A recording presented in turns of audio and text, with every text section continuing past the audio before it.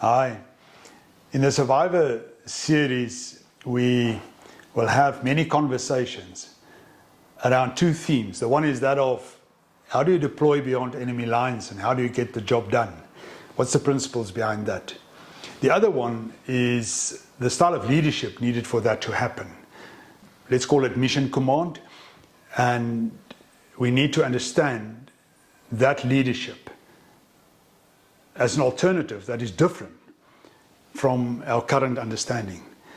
And in both these themes, both conversations, there's going to be principles behind that, stories, experiences, and that's what we're going to share in this series of conversations. For you to follow and enjoy, best to subscribe and like, and then you will stay in touch with the conversations as they happen. As you know, in the Beyond Enemy Lines conversations, there is also principles, and these principles was discovered in all our experiences doing real life survival on the land or next to the coastline or desert, doesn't matter. It normally is the same, and that is that somehow the brain has got this ability to keep us where we are, and we go into denial on the reality of, we had to survive, we have to do something different. And the brain says, no, it's too dangerous, it's too scary, it's too uncertain, just stay where you are. And myself and many others had to break out of that cycle as it was defined by our mental frames, our belief systems. And we all believe stuff. But what if we can break out of it? And for that we need experiences, and those experiences are defined by principles. So what we will discuss in the Beyond Enemy Lines conversations is a lot of those principles that's needed for us to advance in both business and in community. Again, it's best to subscribe and like the channel for you to benefit from it.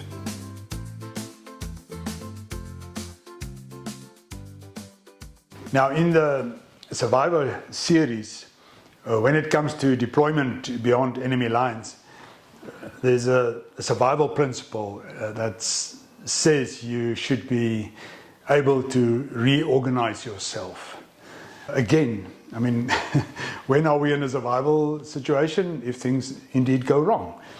And this principle says you do have that ability to reorganize. And if you think of it, it's a very basic skill, isn't it? To facilitate a situation that is not ideal and then find a way out of it. So again, let's assume you were driving in Botswana in your vehicle, maybe you've got your buddies with you, there's 4 or 5 vehicles. Something went wrong, we get stuck, or there's a breakdown, and now we have to maybe do that sleepover. Or you go into the night and you still hope to recover, but it's all time consuming. What does reorganize means? It means that you do an assessment of the situation. You think about some critical factors like safety and health and your ability to facilitate a possible solution, looking at the material, the equipment needed for that, and the resources you have. Ultimately, look at your people skill, who's in the group, who's good at doing what. But it's going to start off with an inventory of what do we have. For this specific need amongst us, what do we have? And then, make a list of that and see if that can help you to solve the problem and then become mobile again and get out of that situation, as an example.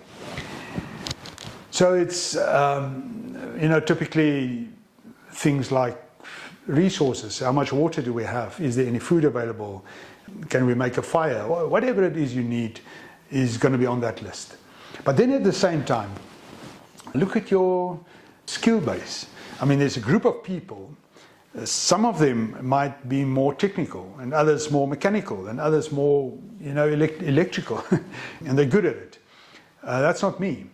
Some of them might be good facilitators. Let them facilitate. Some of them might be medical help or support.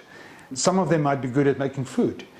And we get the fire going and we get the food going, and then we allocate these roles to different people so that we actually get the job done more effectively.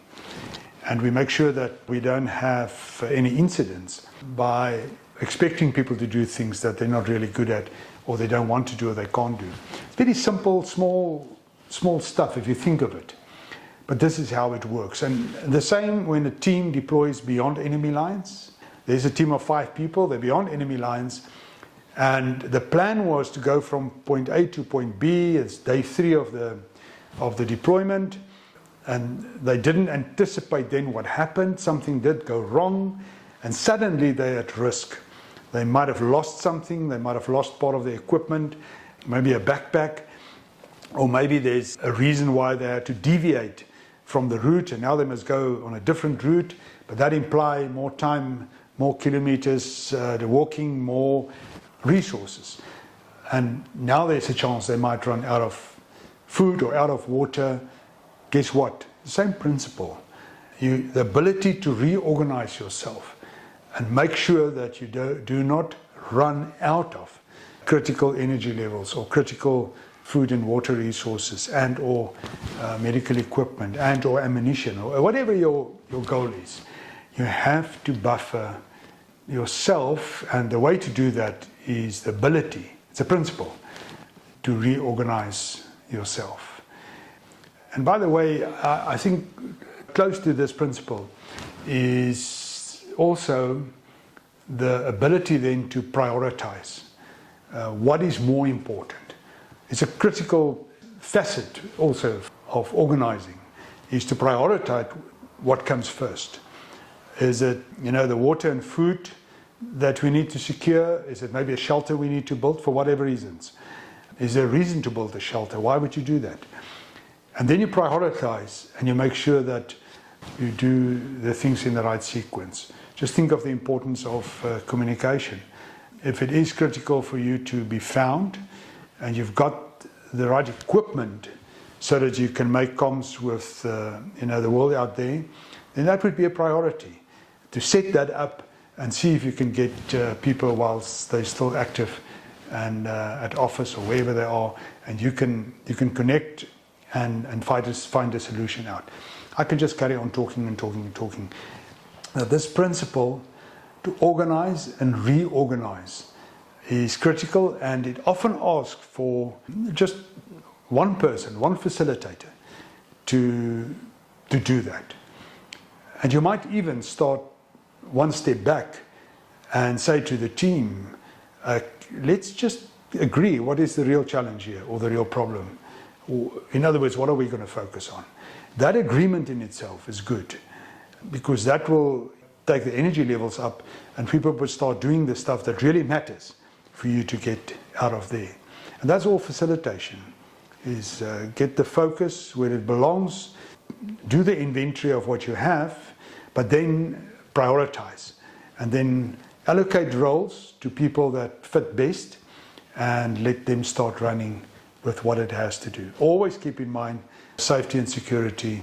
The one thing you don't want is that in a potential incident where you've got a challenge, is somebody else getting injured, and then you've got an additional challenge to manage. But smoke this principle in your pipe and ask yourself, am I that facilitator? And are you prepared to do it? Are you willing to do it? In the end, it's a mindset. I would be prepared to do it. And I think it's important that, others should also be prepared to do that. And that's really what you need to smoke in your pipe. But I wish you well. Enjoy the smoke.